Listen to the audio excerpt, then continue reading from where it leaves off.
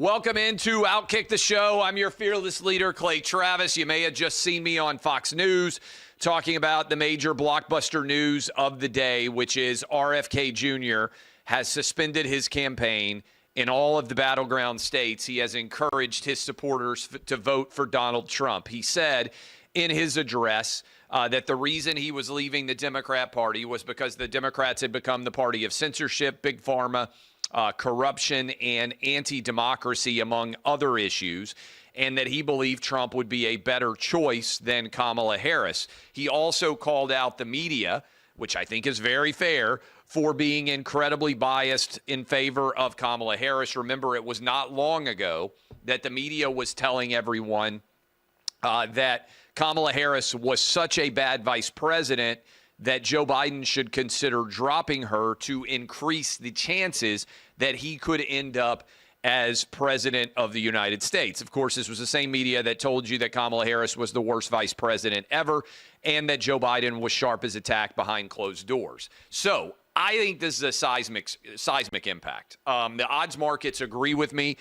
I believe what was really going on in the odds market this week was many people that had knowledge that RFK Jr. was going to be dropping out and endorsing Trump in the battleground states started to bet on Trump. As I am speaking to you right now, shortly before 4 o'clock Eastern, the biggest market out there is Polymarket.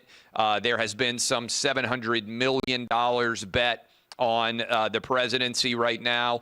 Trump is 51% to win. Kamala Harris is 48% to win. Trust me, this is going to be a heck of a ride. Over $710 million bet. Now, let me go into the actual numbers here.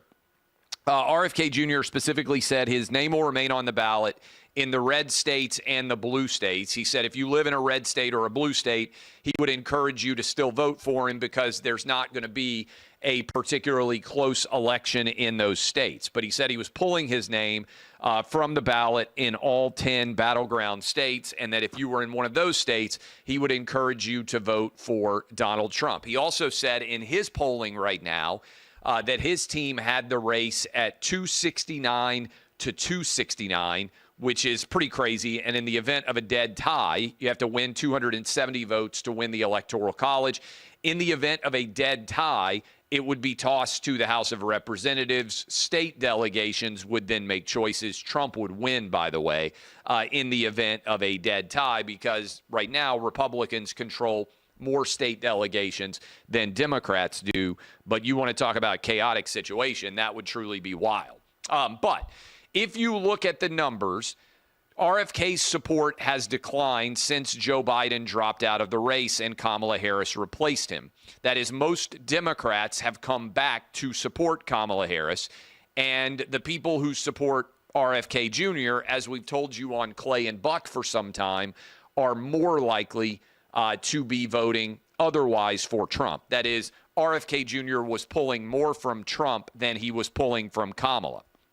The data reflects that in those states where he is now off the ballot, Trump stands to benefit by around 2%. If you listen to the Clay and Buck show, you heard a lot of people calling in and telling you, we were opening up phone lines over the last several days, that they were otherwise going to vote for RFK Jr. and would now be voting for Trump. So I think this is seismic. I think it's a massive addition for Donald Trump. I think it makes it far more likely that he's going to win. Remember, right now we're talking about Georgia. We're talking about North Carolina, Michigan, Wisconsin, Pennsylvania, Nevada, Arizona. If you want to expand the battlefield, you can say, hey, Minnesota, you can say New Hampshire, Virginia, New Mexico.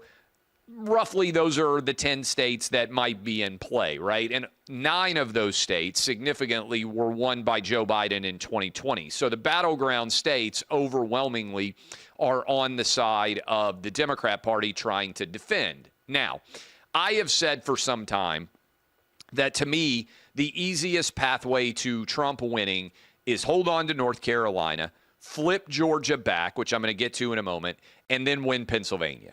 I would maintain that if you could tell me any state right now who's going to win it and then use that as a proxy for who's going to win the presidential race, that the question that I would have to answer is Pennsylvania. Whoever wins Pennsylvania, I think, is probably going to win the vote. Now, Wisconsin was closer in 2020 than Pennsylvania, so there's also a possibility that Trump could end up losing Pennsylvania and still win because he wins Wisconsin or Michigan or some combo of Nevada, Arizona, and one of those states. Like, that could still happen, but the likelihood here is that it's going to end up very close. And this is a good stat that Adam gave me to kind of give you an idea of how close it was. In 2016, Trump won Pennsylvania by 44,000 votes. In Michigan, Trump won by 10,704 votes. And in Wisconsin, Trump won by 22,748 votes, all less than 1%. In 2020, Biden won by 41,223 votes. In Georgia, Biden won by 10,195 votes.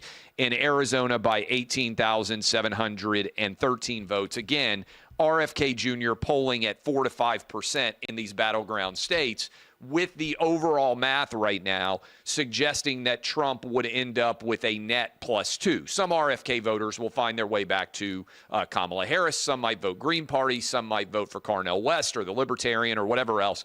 But the net is Trump is going to pick up about 2%. Right now, that very well could decide the election. So, again, this is seismic. I think the timing on it is not coincidental. RFK Jr. said he tried to meet with Kamala Harris, but she was refusing to meet with him. I think that is a miscalculation by her campaign. If I were Kamala Harris, I would have advised her to meet with RFK Jr., if not to get him to endorse her, but to actually stay in the race in the battleground states, because she benefits. Again, RFK Jr. is taking more votes from Trump. This reminds me of 1992.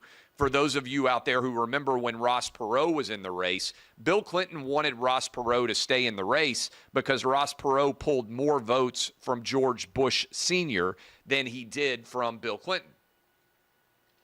This would be similar. I'm sure that Donald Trump would like the Green Party to be on as many ballots in the country as they could, especially in the battleground states, because if you're going to vote for Jill Stein, you probably otherwise are voting for Kamala. And this had an impact certainly in the 2016 race. But again, this is a big deal. The Democrat National Convention ends, and now immediately the biggest story that everybody's going to have to cover is RFK Jr. endorsing Trump in the 10 battleground states. Now, last night, Kamala spoke. She said virtually nothing on policy.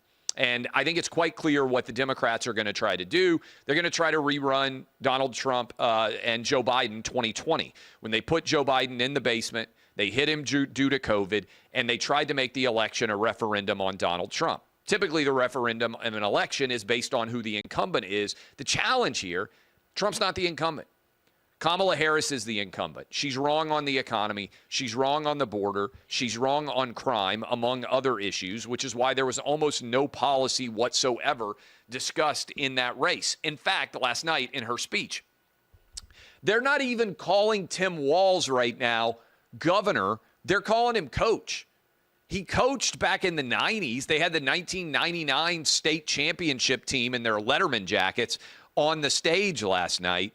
Like we're talking about, who was it back in the day? What's the stupid show with the guy who was trying to throw Rico, Uncle Rico? It felt like we were talking about Uncle Rico, Napoleon Dynamite style, where he's talking about how he could still throw the football over the mountains. Dude, this is 25 years ago. You guys won a Minnesota state championship. Congratulations. Do you really need to be on the stage? And shouldn't we be judging Tim Walz on his record as governor, not on his record of how he did as an assistant coach over a generation ago? It's very strange. But that's where this race is going to be decided. We had J.D. Vance on Clay and Buck today, and we're talking about Ohio State, Michigan, football, everything else. This is a Big Ten election. Big Ten fans Midwestern voters in Michigan, Wisconsin, and Pennsylvania are going to decide this race. And that's why they have Tim Walz. That's why they're trying to call him coach. That's why they're trying to appeal to football fan voters, because they know that this race is going to be decided in the Midwest. And frankly, Kamala Harris is going to have to win every one of those Midwest states. Now, in 2016, Michigan, Pennsylvania, and Wisconsin all moved together. In 2020, they all moved together too. Maybe it's going to happen in 2024 again, or maybe one or the other of them is going to be peeled off. We will see how exactly this ends up shaping out, but Kamala said nothing about policy. They are going to try to hide her. She hasn't done a single interview. She hasn't done a single press conference. She hasn't ever received a single vote so far for President of the United States. I will say the biggest pivot I've seen from her from a campaign perspective is she stopped talking about the stolen election argument of 2020. She stopped talking about January 6th to the same degree preserving democracy that Joe Biden did. I think because she recognizes that she is not a democratically selected candidate. So if you want to talk about threats to democracy, a party just deciding to elevate someone who has never received a vote to be their presidential nominee, who probably, I don't believe, would have been their nominee if they had actually had a primary season. This is, I think, pretty consequential, and why that argument has basically vanished. And ultimately what you're ending up on is an argument about Trump as Hitler, and then simultaneously trying to say this is an abortion argument. And let me just say this about abortion. Everybody can have their different opinions. I am a safe, legal, and rare guy. I am abortion should not happen in the case of rape, incest, or life of a mother, which is Ronald Reagan's position. Somewhere in the first trimester, I think the line should be drawn. You can argue about where. Second trimester, third trimester abortions, I think, are indefensible, okay? Everybody can have their own line. You can argue it. That's what the overturning of Roe v. Wade did. It took the abortion issue and put it back to the states. And if you're out there and you've got friends or family that are voting single issue on abortion, I would just point this out. There were 1 million more abortions in 2023 than happened before Roe v. Wade was overturned. That is, the right to abortion in many states has actually been expanded. It's even easier to get an abortion in California, Illinois, and New York than it was before. Yes, many states have restricted it, but the overall impact has been that the overturning of Roe v. Wade has not really changed the amount of abortions. In fact, the data reflects that it's actually led to more abortions. So if you're a single issue voter, you're really kind of buying into this fear mindset when it comes to abortion. They're really not taking it away. In much of the country. In fact, they've actually expanded the rights. If you disagree with that or agree with it, the democratic process is flourishing. You can go be active in your state and figure out what the law should be there. So I think Kamala said virtually nothing on policy.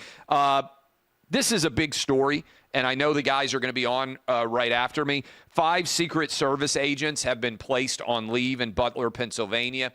We still don't know how in the world all of those failures happened that led to Trump nearly being murdered. But the fact that this occurred at all remains indefensible. As more details continue to come out, they continue to stack up and be even less in the defensible position. All right, picks. Tomorrow, I'm going to wake up like a lot of you, and I'm going to watch Georgia Tech, Florida State from Ireland. I'm on Georgia Tech plus 11.5, the under 55.5. I told you yesterday for my prize picks, DJ Ugalele less than 236 yards passing, 236.5. Preston Stone for SMU more than 230.5. I also like SMU to cover the 26.5 tomorrow against Nevada. I am ecstatic that college football has returned. Kelly Stewart and I on Thursday of next week will bring back the fade. We'll be breaking down all the big week 1 games. This is technically week 0. I'm going to a high school football game tonight because my boys are getting old enough that they want to go to high school football games. I haven't been to a lot of those games over the years, so I'm looking forward. I will also be on Sean Hannity tonight talking about the RFK Jr. news and potentially the rally with Trump in Phoenix, Arizona area that is scheduled to happen later today. I love all of you. Enjoy Hot Mike coming up right now. DBAP unless you need to. SBAP, I will see all of you on Monday. Again, Georgia Tech plus the points, the under. SMU minus 26.5 versus Nevada. Enjoy Hot Mike and the rest of the OutKick network. As always, DBAP unless you need to. SBAP, I'm headed to high school football. See y'all Monday.